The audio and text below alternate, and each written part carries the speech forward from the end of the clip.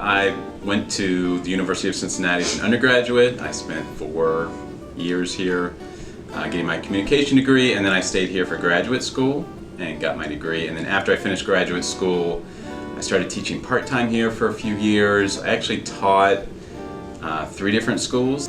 And then I've taught here full-time now for about 12 years in the communication department.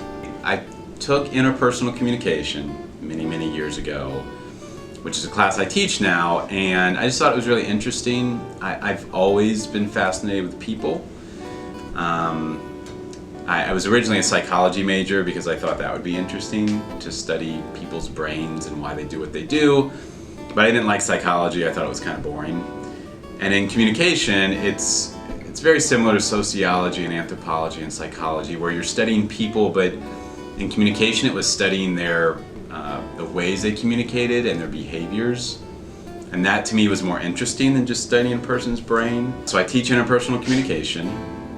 I also teach a class called Persuasion and Civic Engagement, which is mostly we talk about the ways that people persuade others and how to avoid being manipulated, which I think is an interesting class right now because of the ongoing conversation about what is real news and fake news and how do you trust sources.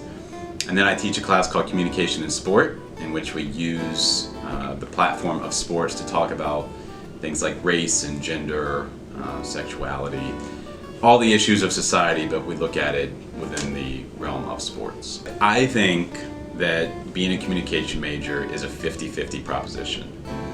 That 50% of our majors graduate and they get really good jobs and they have really great careers and they make good money and they live happily ever after. And I think 50% of our graduates do the opposite of that, where they graduate and 10 years later they're still working at Applebee's. Now, there's nothing wrong with that. There's a lot wrong with Applebee's, but there's nothing wrong with a server's job or a bartender or sales or any of that stuff. But you don't need a college degree to do it. And what I always tell students is the thing that separates this 50% from this 50% is the 50% that succeed while they're in college, they make the most of it. They network, they do internships, they co-op, they're part of student groups, they meet people, they have experiences, they build their resumes. It's up to you. It's not engineering, it's not DAP, it's not a 99% success rate that if you get this degree, you're just going to automatically have this amazing job.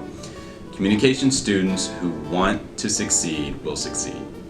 And the communication students who just want a degree and to move on with life, they may not be quite as successful.